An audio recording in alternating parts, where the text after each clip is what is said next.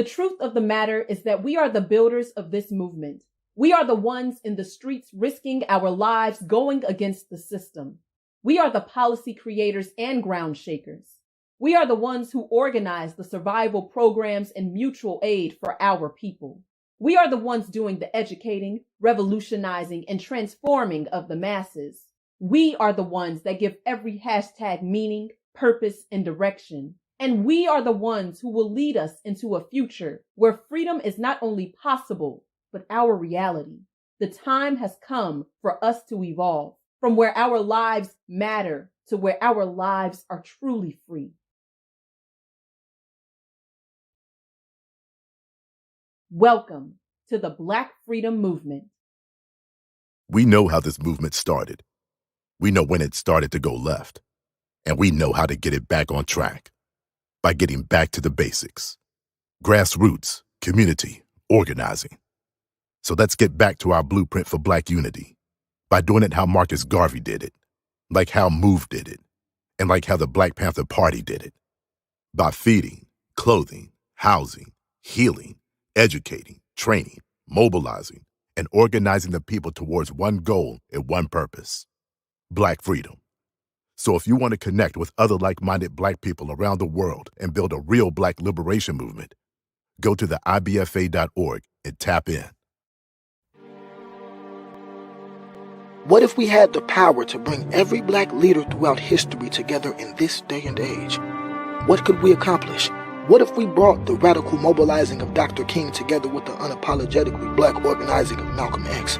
What if we used the political ideas of Fannie Lou Hamer and put it with the successes of Julius Nyerere, Patrice Lumumba, and Maurice Bishop? What if we created an entirely new economic system based on the philosophies of Dr. Claude Anderson, Muammar Gaddafi, and Thomas Sankara? How many Black Wall Streets do you think would exist today? And what if we created an organization in the transformational ways that Ella Baker did, or even a movement like Winnie Mandela did to end apartheid? How strong of a people would we be if a movement or an organization like that existed today? Now, what if I told you that we've already started?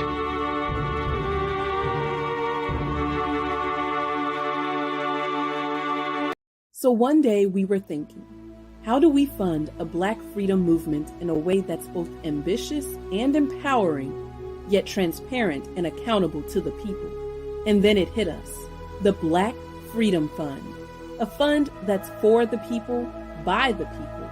The Black Freedom Fund will work like this.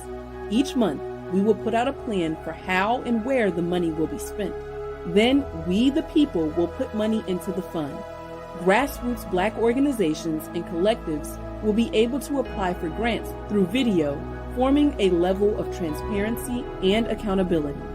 A committee of activists, organizers, and movement elders will be tasked with choosing the grantees and working with them to ensure that they succeed. Each grantee will give monthly, quarterly, and annual reports back to the community, showing exactly who, what, when, where, and why the money was spent, so we can operate in trust and keep building the movement our people deserve. Sounds dope, don't it? Yeah, we know. So let's launch it. Click the link, check out the vision, and put your coins in so we can continue that freedom work. The Black Freedom Fund is brought to you by the International Black Freedom Alliance, a grassroots organization started out of Ferguson, Missouri, who's dedicated to liberation of all Black people everywhere.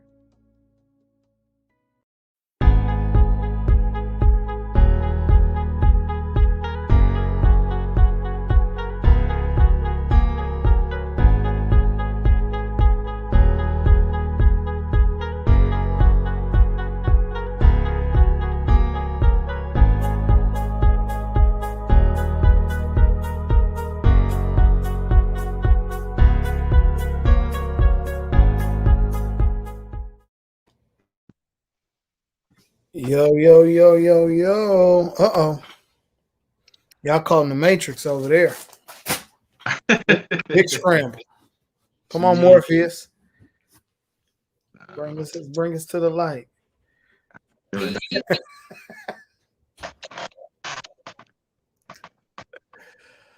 What up, though? Oh, y'all got matching T-shirts on, ain't y'all? Y'all cute. I see y'all. You know, we always trying to match. I know. Makes No, stop playing. No, I don't. I ain't even heard that part. You bust out. What you say? I said he makes us match. Stop playing. Stop playing. Bell hooks would like a word with you. Okay. Right. You got to deconstruct some of that toxic patriarchy. Hey, believe it or not, Bell Hooks is the one who influences me to get rid of all that toxic masculinity and toxic patriarchy and being able to tap in and know women and women's issues, you know. So talk a little bit about that a little later after we check in and stuff. Yeah, for sure. How y'all doing this week? It's been good. It's been busy, but you know, it's good. When it's busy, it's good. Shoot, when we ain't got nothing to do, it's a problem. Right. Facts. Yeah, Shay. Is that your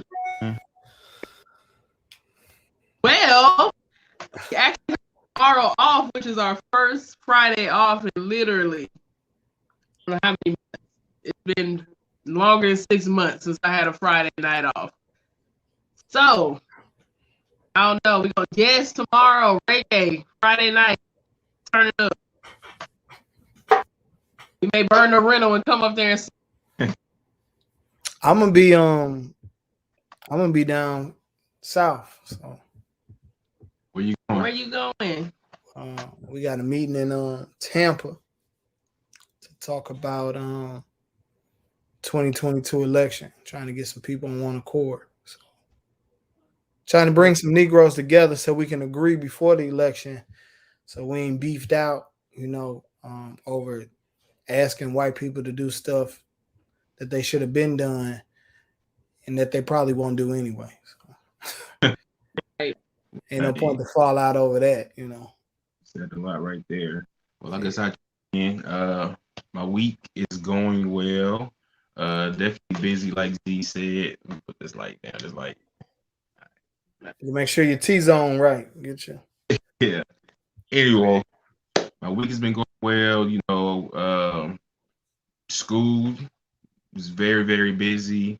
We're just trying to get everything done, trying to wrap up the end of the calendar year, make sure everything is in line, preparing for next year, you know, preparing for everything that, you know, 2022 brings.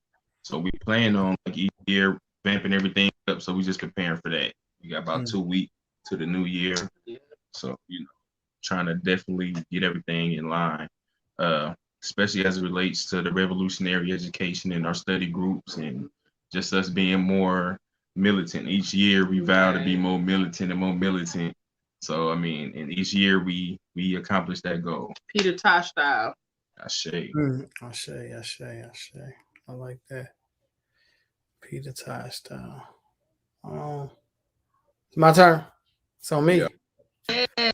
Black Sideshow Bob. I love it. Black Sideshow Bob. Okay. I'm finna retwist this a little bit. That's okay. Look, I got the Marge Simpson happening. I'm in there with you. I got you. If this is your first time viewing Black Revolutionary Education, we petty, we crack jokes, and we talk about some real ass revolutionary shit. So we well rounded. My week has been well rounded. I've been having great conversations, great thoughts around different ideas, and really having a long conversation with brothers and sisters on the continent of how we assist each other, not just a one-way street, not thinking that one person or one group of people have all the answers. So we've been asking questions, answering questions, and I think this is a very beneficial way to kind of organize. And so my week been kind of busy, but more strategically planning like y'all, like what does the new year look like for the IBFA? What does it look like for the Black Freedom Movement? How do we get more members? How do we get more organizations to kind of work together, to have one political education, one conference, one Black agenda? So this weekend, hopefully will be the first step in bringing Negroes together in a real way, in a principled way, So we ain't got to bump heads like that. So my week been fun, busy, strategic, and very visionary. So I'm grateful. Right. Shay. So here at the IBFA, it's Decolonize December. So we definitely want to take some time and space and talk about that. Right. No Shave November is over. Me and Bomani don't never. I swear, it'd be a special occasion when I get down a little bit. Right. Well, y'all got us ladies walking around here with our little Hitlers, but that's over with. She got her landing strip now. She good. Anyway, go ahead. So yes, it's Decolonize December. Here at the IBFA, we know that we are a colonized people here, and until we get the shackles of colonizations off of us, we will continue to be. We won't be free. We will continue to be enslaved. We will continue to be manipulated. We will continue to be of the machine, right? So we just want to take some time here to talk about that. Last week I talked about what colonization is, right?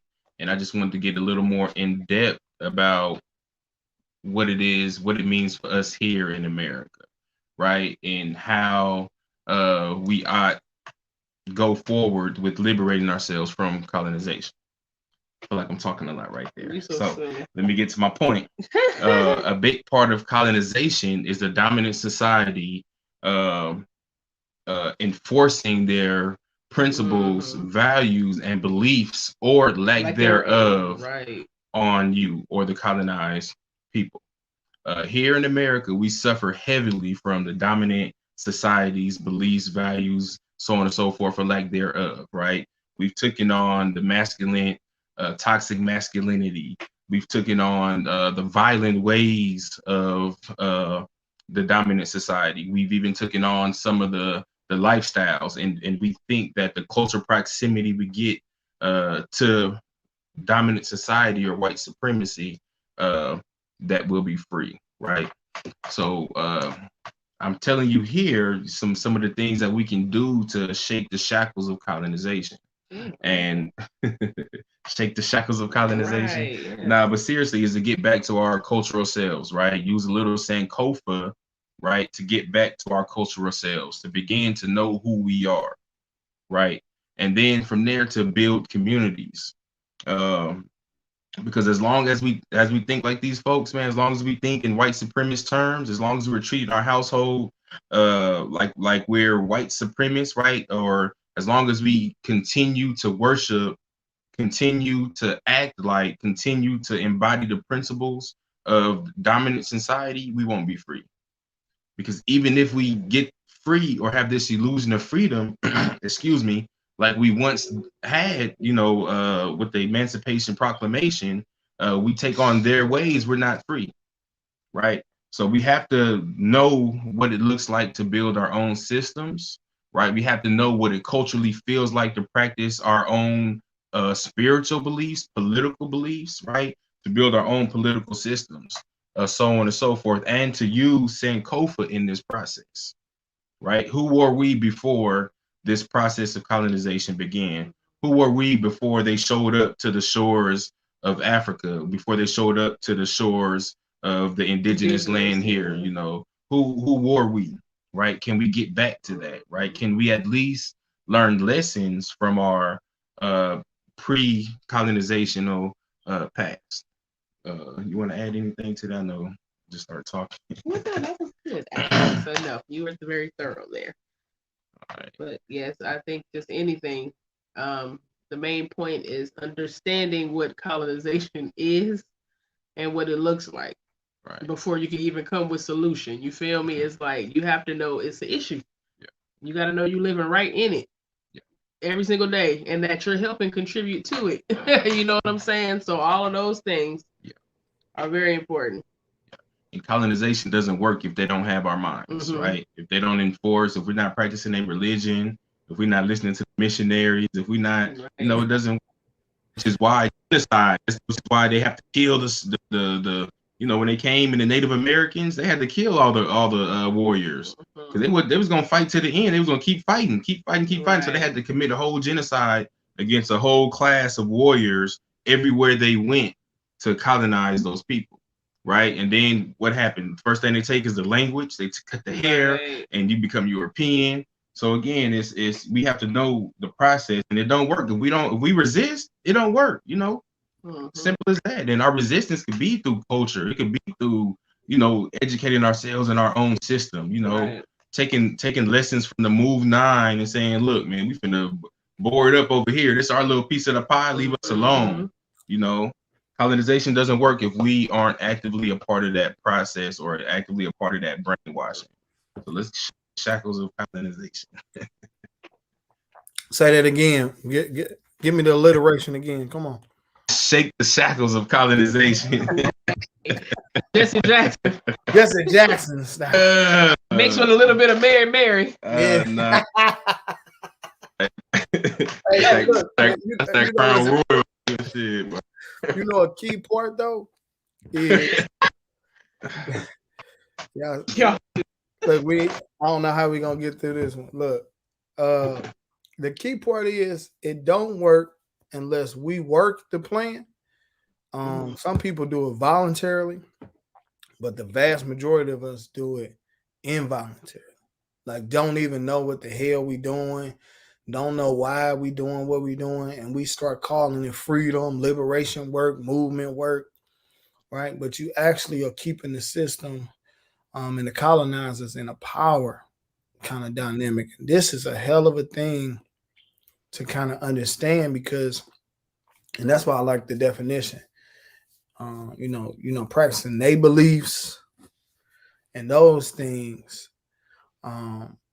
is really key because you could, like Fanon say, you can take away ideal, you can take away the white ideal of what freedom is. You don't compare your freedom to the oppressor as a mirror, because Fanon even says, I think in the rest of the earth, he said, if your goal is to duplicate or take over the white man's system and do it better than them, you might as well quit now because they are the masters of colonization. So it's like that understanding. If people went in with that, then we would dream and black and everything would be black.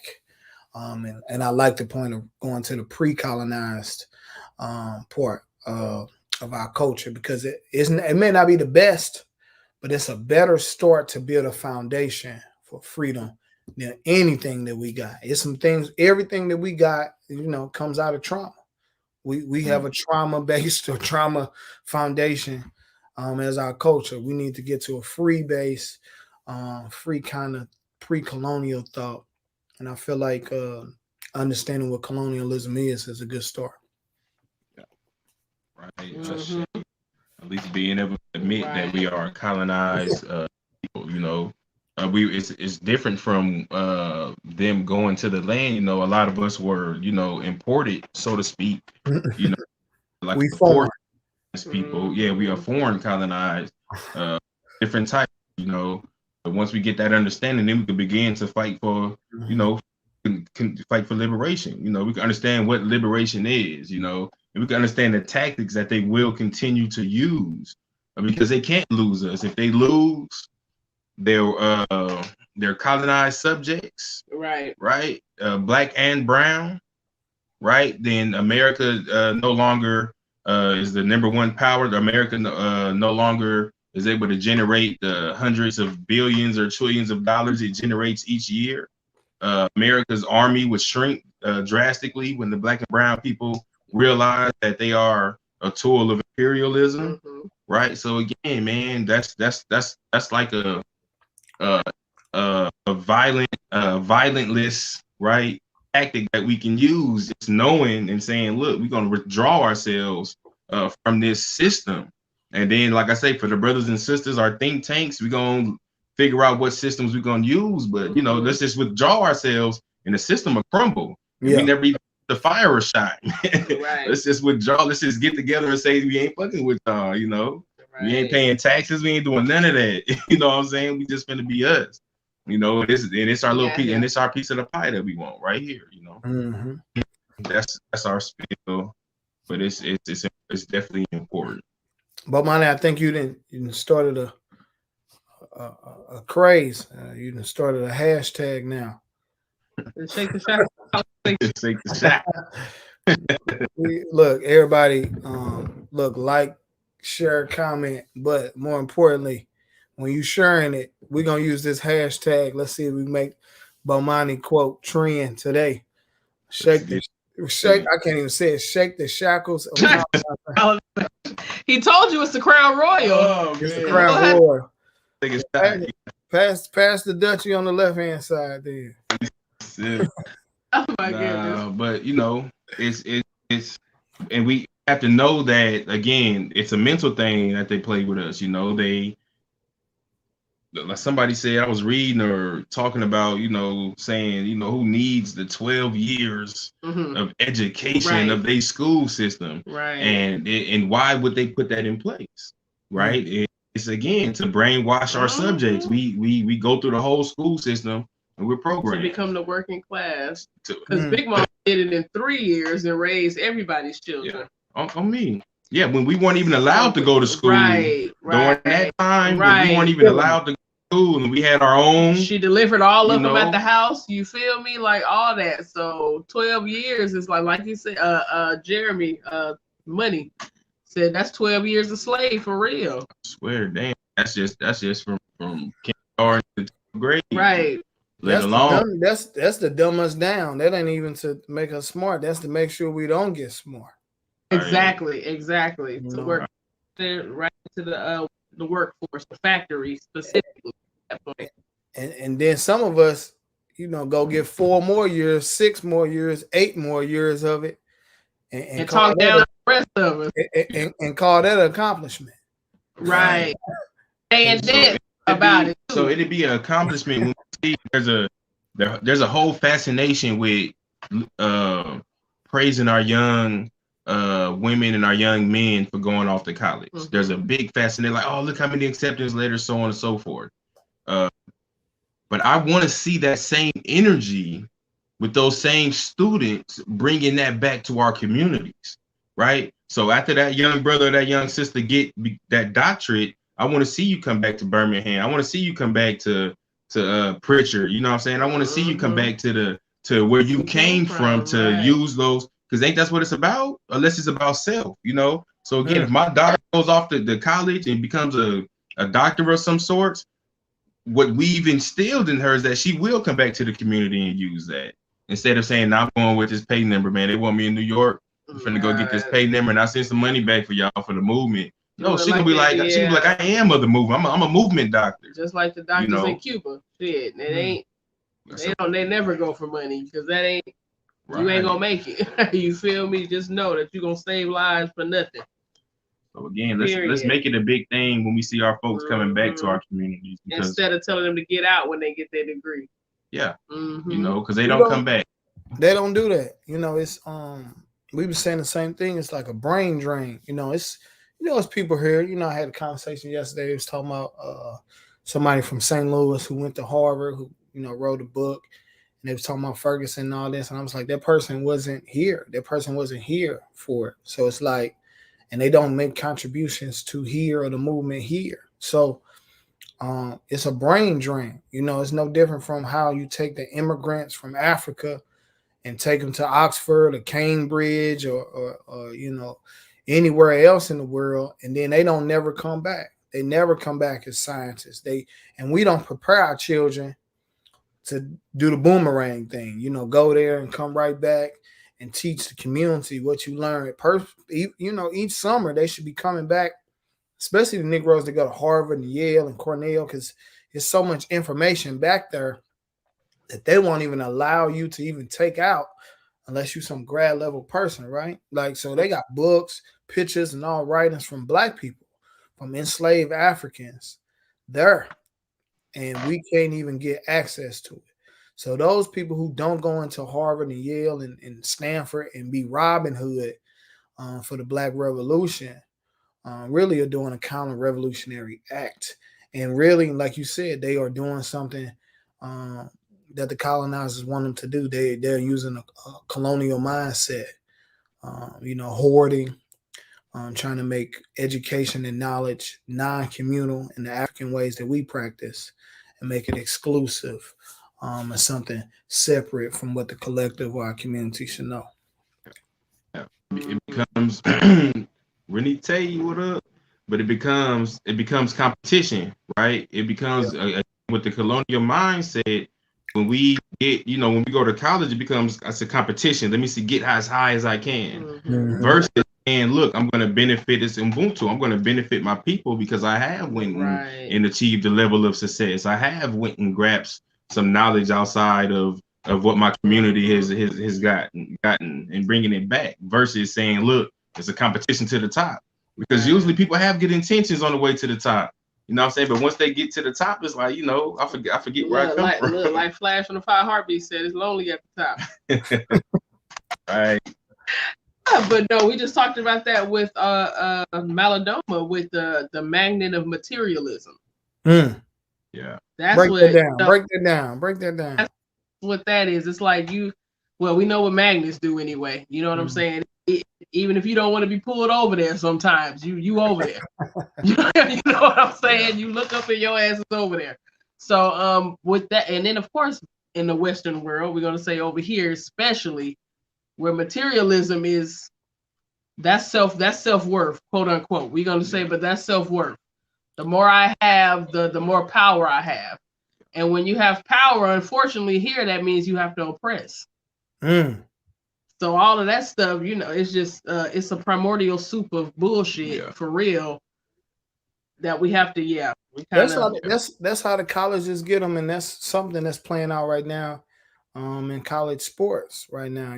This is the first 4 year, this is the end of the first 4 year where college students can sign contracts and get endorsement deals and the national letters of intent and all this NILs. But what happened is Deion Sanders pulled off on one of the greatest feats ever. He got the #1 recruit in the country out of high school to go to HBCU, go to Jackson State University. They already saying that he probably gonna get $1 million deal from Nike. He gonna get all these endorsement deals right at a HBCU, right? That means the players, the better he play, other people on his team gonna get an endorsement deal. That means more money for the college. They sold out every home game. I think they had they said they had over $5 million in revenue from the football games alone this year. So now they're a self-sustainable program where they ain't got to take nothing from the college to pay for none of the scholarships or none of the jerseys or none of that. They self-reliant, right? And now everybody making these rules. So the state of Florida, where he played at Florida State, they're like, yo, we got to change the rules. Dabo Swinney at the white college at Clemson, like, man, this is crazy. They're taking all the kids in the transfer portal because he getting not only the high school kids, he getting the people that went to the white colleges that ain't work out. He like, come to death row. Yeah. All that. Yeah. And he went on ESPN. He said, it was a good debate between people from Florida. And he said, the brother's like, no, I get it. But a couple years I can see you at a white college. And Deion was like, he said, why? He was like, man, the resources, you can't compete. He said, I'm competing, baby. He said, you're going to see next year. This was last year, before this time. He said, you're going to see next year. He said, man, but I get it. He said, no. He said, who better than somebody from the culture, from the soil, that talk your language, who can talk to Big Mama, your uncle, daddy, them, right? And understand exactly where you coming from and where you trying to get to better than me. I ain't working for the white man. I ain't working for the white man college. I ain't on somebody's staff. I'm the head coach. And when I get an opportunity to talk to him, that's going to be different. And what he said on ESPN this morning was, I got to get into somebody's house and talk to their family. And he said, when I do that, it's Deion Sanders, baby. So it's that kind of thing. Like, it's just like a good organizer. If they get the ability to talk to the masses at their doorstep or at the, at the bus stop, at the chicken spot, a great organizer, if you give them a shot, you're going to be in a revolution. And they're going to decolonize all your thoughts around, got to go to the white college. I'm not going to make it to college. I'm not going to make it to the league. But they going out of Jackson State. That's the difference. When you get somebody trying to even decolonize the HBCU, and we know how messed up the HBCUs are because they ran by some old colonized Negroes. So shout out to Dion for even convincing a little segment of the population to even allow Black kids to choose something Black and be a part of our own culture for 3, 5, 4 years and actually give back. So he telling the kids come back. He having the rappers pull up and give to the school is a different vibe. And that's what we need at our HBCU, something that connects to the people right here, right now. Yeah, no, I definitely shout out to Dion for that. Right. Because in a minute, Dion gonna say, look, because they're gonna give him so much pushback. Oh, God. Yeah. He gonna be like, you know what? We just gonna do our own thing. You know what I'm saying? You know what? So hopefully this promotes Dion to get some other people in his bracket to say, look, man, we need our own stuff, man, and we want to benefit as a people off our own entertainment and so on and so forth. You know, because they're gonna give them some pushback for it. Because again, they know when I've seen that they monetize it where these brothers and sisters could benefit off of their own talent, jersey. Come on, man. Come on. Because we were talking about like these grown ass men in college. Y'all better quit playing. Yeah, these grown ass men, they can't get money. They got whole families. Come on, slaves. They on TV every week. They on TV every week. They got all these commercials, and the kids just in the commercial, and they don't get nothing. They hungry. One dude just said, "Mama looked at him." And if you even talk to anybody on the outside, we're taking it. Right. The little crumbs we give you, we gonna take that. Imagine these, these mamas and daddies and people that watch their children go to Alabama specifically. And Alabama treat their players right. They eat steaks and all that while they on the team. But again, man, you got these brothers be having children, like Z said, whole families. They mom and shit right in the hood, and they watching their child on TV every single week. Alabama on TV. Every other person got an Alabama jersey on. Yeah, what I'm saying, but the person jersey don't reflect that. Don't lifestyle and family don't reflect that. That is thousands, even possibly hundreds of thousands of his jerseys out here on these white folks, on these brothers and sisters. You know what I'm saying? They benefit none from the brand. So I'm glad to hear that they can say, you know what, I'm gonna benefit myself. I'm gonna sign with whoever I want to sign with. And hopefully we do have our people who got bread stepping up. You know what I'm saying? The LeBron James. That's something LeBron James can do. So yeah, we was talking about him last week and his little promise. Yeah, but I mean, like you said, like it'll be dope to see, because like you said, some of the other football, Eddie George is going. He now coach at Tennessee State at the HBCU. Hugh Jackson, who coached the Raiders for a long time. He just took over, I think, I forgot. He took over HBCU. Eddie Robinson's son took it over Grambling. So they starting to come in. They saying Ray Lewis and Ed Reed looking at coaching jobs. So if you can get some of those things, yeah. But like you said, I would love to see Howard play Hampton in nothing but LeBron James uniforms, and seeing, Grambling wearing the Steph Curry and kind of getting more independent and even decolonize the idea that Nike and Reebok and Under Armour are the gold standards in athletics, right? You got to decolonize. And then, like LeVar Ball, the Ball brother, Ball family, he said, he was like, they don't like that a black man got his 3 black sons into the NBA. And I'm telling them, it's going to be $1 billion if you want to sign my kids for a shoot contract. So if you ain't got $1 billion, we're going to figure out how to make our own $1 billion one day. Because I know I got some stars. That's a decolonization. He said, because the Asians, when you go to they shop, they work together with the nails and the hair, right? You go to the Arabs, they do the same thing. You go to Mexicans, he said they fixing on your house, they do the landscape. We the only ones that don't hire our brothers, sisters, cousins, and friends in our business and grow empires and corporations where we not only millionaires or multimillionaires. He said we need to be billionaires. He said the Walton family, they ain't millionaires. That's $1 billion family. That's what the ball is going to be. And that's where we got to decolonize that kind of attitude and say, how can we leverage, they showcasing Negroes. They want to put us out here for entertainment. How can we profit not only our individuals, but our institutions and our people in our community? Right. At least, if we ain't, again, these, we know these Negroes are scared of the word revolution. Again, can we at least benefit collectively to build our institutions? That's all we have. That's it. Separate institutions that are ran and governed by us. Can we at least get that on our way to freedom? And we have to know. Well, we have to know that they'll never pay us enough for our labor, so we gotta work for ourselves. That's the only way we'll be satisfied. Yeah, because we work our bodies to the ground for somebody else, so we can do that for our damn self. That's a fact. I say. Lies. What you got? You say what? You got some slides? I ain't got no slides. No slides. You want to review the slides that we had? From last, for the definitions. Yeah, I'm slide to the left. Slide to the right. Let me see it. Crisscross. Last week, we were talking about the components of a strong organization. This week I wanted to to take the time. I don't have it. You want to go grab the book Malidoma and go over the community part? Oh yeah. Yeah. So go over. We in our other group, we're reading Ritual. She's going to get it. Reading Ritual by Malidoma Patrice Somé, and a list of what constitutes a community. Okay.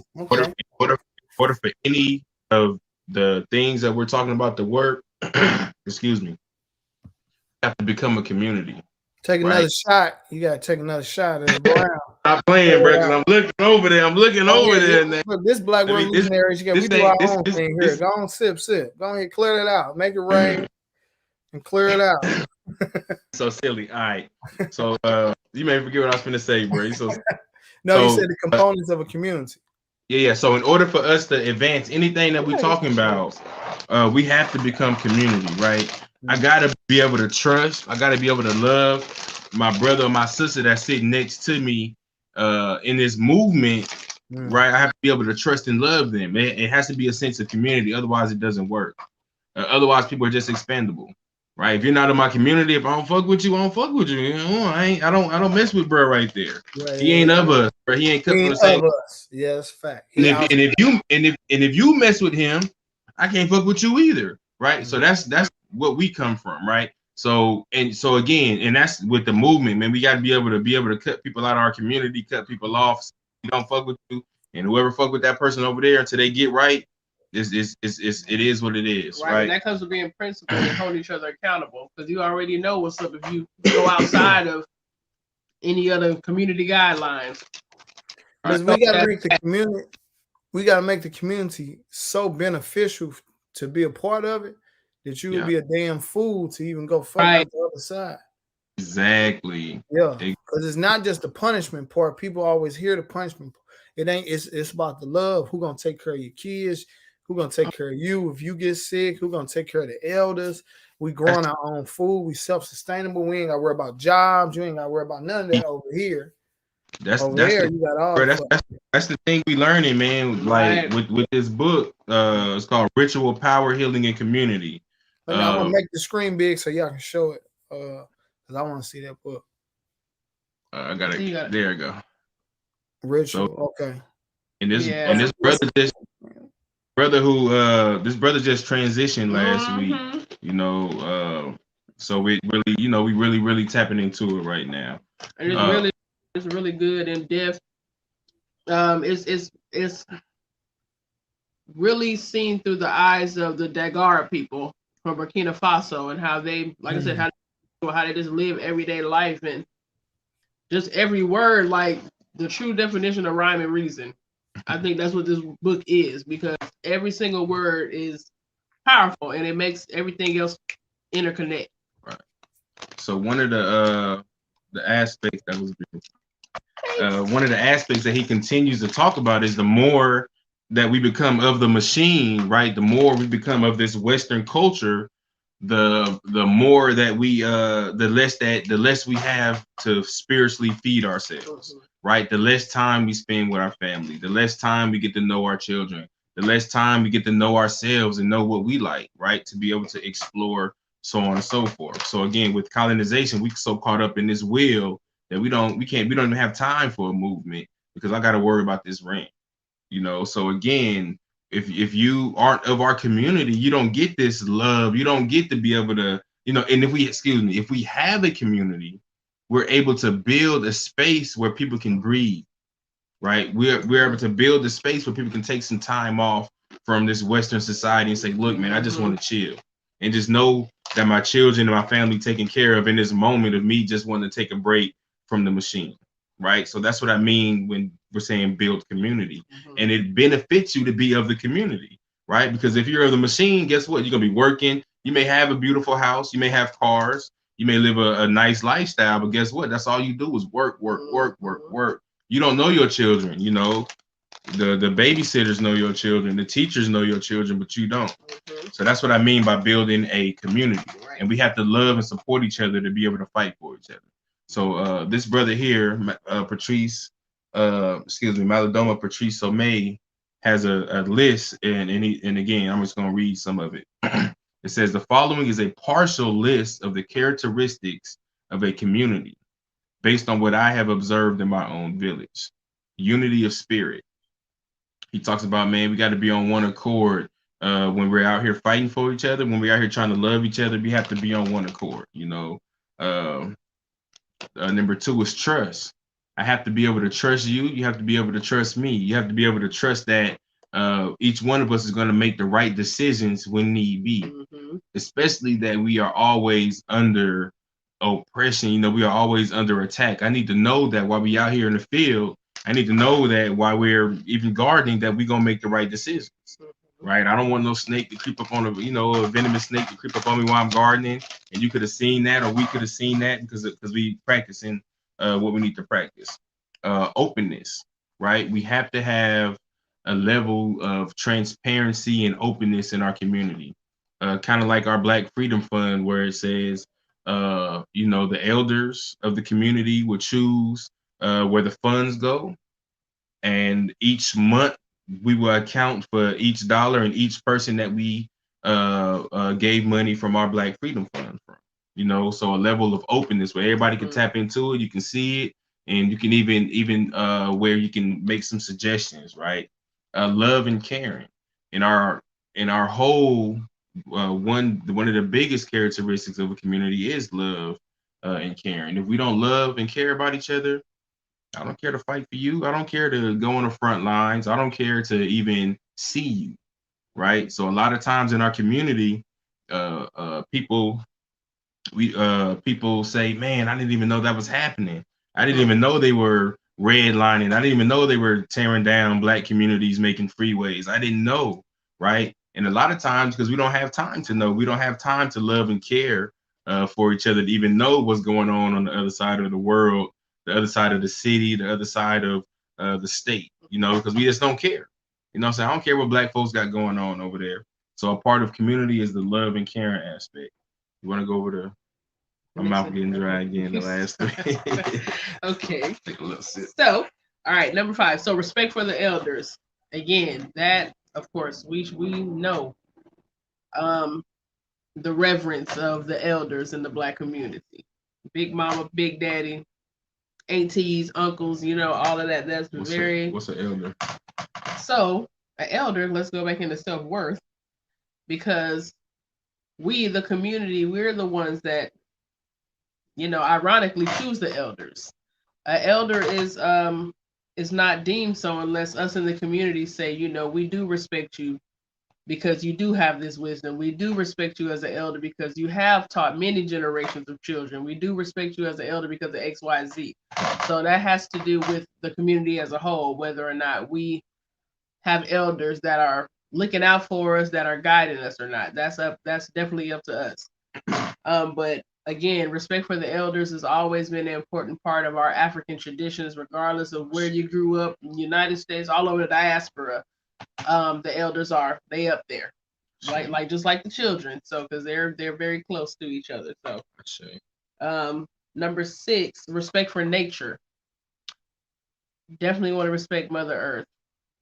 Without her and nurturing her, because she's been keeping us alive for millennia. Unfortunately, we have chosen not to, as a whole global society, we have decided not to respect her like she should be respected, and we do see the consequences of that. We do, but us knowing what we need, what we know, we need to respect the trees, the water, the children, because that is definitely part of Mother Earth. The children will always be, because these are the things. This is our life force.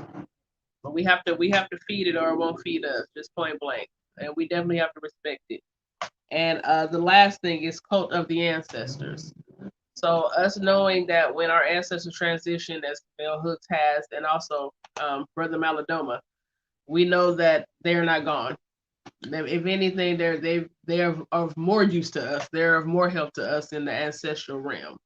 But they will not intervene into our lives unless we bring them here. So we have to give them reverence always. Again, if we go 4 or 5 days without talking, eating, sleeping, and all that, we know what happened to our bodies. And the ancestors, there's no different. We have to feed them every day, even if it's just a little something. But as long as it's from the heart, But these are all the things that make a community thrive, and gives it longevity, and not just in the moment. These are lifelong lessons and lifelong character building essence. That's innate in us, and there's also things that we have to build upon. So yes. So again, in order for us to fight for each other, in order for us to really believe in the philosophy of Ubuntu, I am because we are, have to become a community. For us to even have an organization, to be in an organization, to say what community am I fighting for, right? And of course we fight for other communities, right? But our community, if you a melanated person in the diaspora anywhere, you know what I'm saying, you have a community at home, and it's our duty to fight for that community. Period. But yeah, where you at, Tori? Right, why he trying to hide? There you go. I'm right here. All right, we not going anywhere. Damn, not another ancestor. R.I.P. DMX. DMX, one of the what he was really, and from a Christian theologian standpoint, he was Jesus. Look, that's that ancestor need when you're looking for that pack. Tap into no, seriously though, when DMX, I'm a heathen to the core, right? But when DMX used to pray and stuff like that, bro, even to his last day, that stuff give me chills, man. I'd be like, bro, he really, you want to put some in that collection plate. When DMX, so again, he was it. That was I don't know, he just be, even though I fall short. right.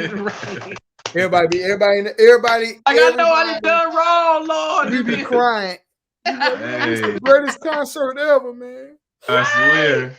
Right, but we know he was one of those ones that he had to cross over to have true joy, because here on this earthly realm he was just a tortured soul. But through music and our culture, we find our community. Yeah, right.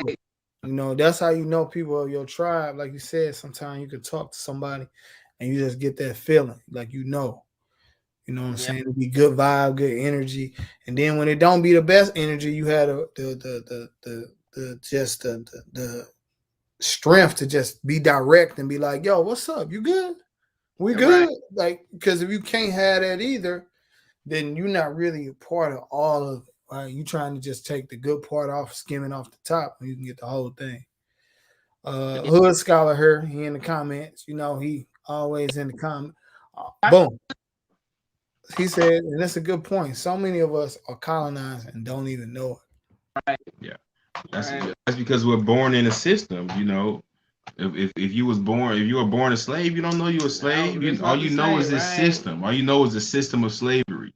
So all we know is the system of being colonized. Mm-hmm. And we don't have many examples, right, of what, You know, we could talk about the Kwame Ture and Stokes time. but we could talk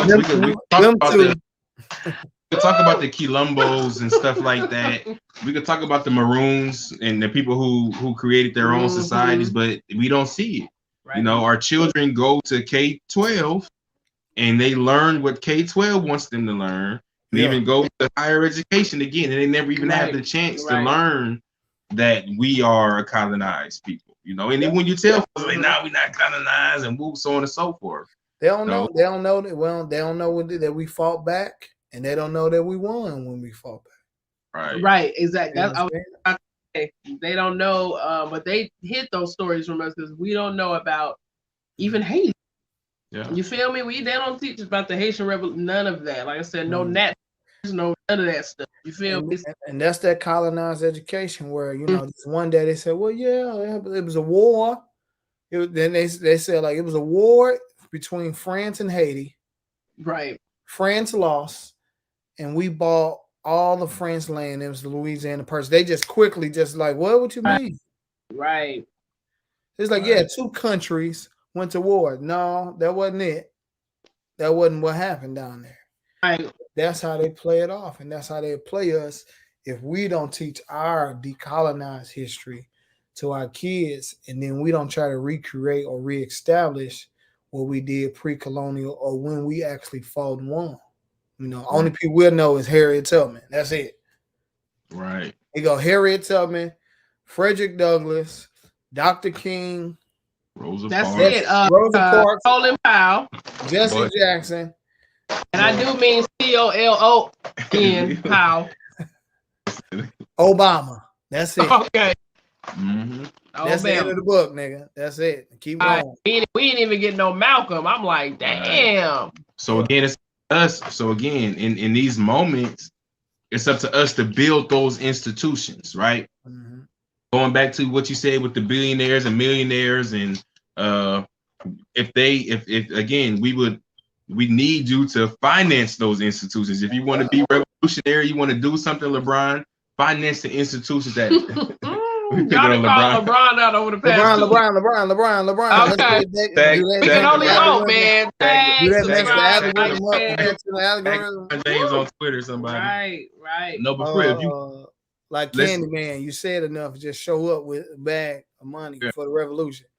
But all the players should be doing that. Finance institutions that are geared toward our liberation, that are geared toward creating free thinkers in society. That's in almost every one of the missions we ever wrote. We always make sure to say we want to create free thinkers, especially with our children. Free thinkers. You know, I don't mind if you go be a Christian or a Muslim or whatever. Good reason. Just as long as it's your choice, as long as you studied and now, I'm not for, again, some of these parents is colonizers because we get it from the colonizers. You know, we're going to force our children to do exactly what we believe or exactly what we want you to do. Right. Versus exploring our child, you know, saying, you know, who are you? You know what I'm saying? And what do you like? Yeah. You know what I'm saying? And what's going to make you a better person for this shit? Just for our future. You know what I'm saying? And productive. You know, I thought about, so Minister Society, I got to go hood for a second. But I thought about Sharif dad when he was like, look, I don't believe in none of that Muslim stuff, but if Allah could make him a better person than Jesus can, nigga, I'm down. I mean, what else do you want from a person? I don't care where you get your revolutionary inspiration from. As long as you try to f yourself and other people, like he was trying to do the homies. Right. You know what I'm saying? Like, exactly. But you were still down with them in the streets, too. You took them for what they were. That's it. You got to meet them where they at. Exactly. You gotta pull the God out of niggas, man. Because white people making niggas, so you gotta pull the God up out of them. Right. And that's a hell of a process. Hood say the same thing, and that's what we get into. Decolonizing is an ongoing process. It's just like freedom and liberation. People, it's not really like a destination. It's just, you know, can you carry that thing on the rest of your life, and can you spread it around? Do you have balance with it? You know, you can't be so you know, some people just, you know, and we're gonna get to the Christian part. Some people mind just go to that. It's just, I'm so ready to be free, and but it ain't no race, man. Can't be free by yourself. Yeah. Can't have freedom just you. You just you're susceptible to being recolonized. So it's a hell of a process if we keep going. And as long as we got Wi-Fi, it's the every for real. That's a every second process. God, we got a problem. Yeah, we got some distractions, and we got a way to kind of reconnect and build that community of decolonized Black people, not only here in the diaspora, but on the continent and around the world. So if we were to get free today, right, we would still have to. The process would still be going on, right? Even if we just snapped our fingers and we had our own land, our own society, we still would suffer from. Man, he want to get on the phone over there, bro. We heard the phone ring, bro. It's all good. But look, now even if come on with it. You got to decolonize that comment, no. Nah, but real quick, I gotta get the kids together though. So I'll be right back. Oh, we did it. He's so silly. So even if we were to get free today, it would still be a process of decolonizing our mind, right? And we learned this, and when we read post-traumatic slave syndrome, that again we take on the dominant society's ways. So again, it's going to be a process, Hood. You know, it's going to be a continual process. But as we take off the shackles of dominant society, what are we going to implement into ourselves? What are we going to implement into our communities? Right. So as we shake off the ways, the beauty standards of European society, what are we going to fill that void with? You know what I'm saying? Are we just going to say, I don't subscribe to European beauty standards, but not enrich and love on our little brothers and sisters and tell them they're beautiful? You know what I'm saying? Are we just going to say, you know what? We're not going to subscribe to fast food no more, but are we just going to cook fast food at home? You know, or are we going to say it's going to be some real change within our community? You know, I feel like I'm rambling. I forgot my point, but fast food comment for me? No, we eat. No, but no, but also with the colonization too. When you were saying our new society, if we should to have one at the snap of our fingers, the thing with us is when people start to, I'm not even going to say suffer. When we start to fall on hard times just a little bit, you won't forget the colonized way. And you'll be so susceptible to go back to that because you think it's the easiest way. Yeah. Even though we're struggling here all that's what we've been. Yeah. Or again, dominant society is all we know. Right. You know, we do. Somebody telling us what to do. Unfortunately, we grew up under a system to where our grandmamas and our granddads believe in sending their children off to college and getting a college education. And not coming back. And at times it did benefit the family, you know. But did it benefit the whole of the community? You know, are we where we need to be as a whole, as a community, because we got so many people graduating and getting college degrees, so on and so forth. You know, so could we imagine if everybody was going through a decolonized education where we're saying, look, everything that I'm going to do is going to be for the benefit of my community, period. You know, because our community needs this strategic focus, you know. So again, we just, you know, decolonize December, and we're going to continue to talk about that process and what it looks like.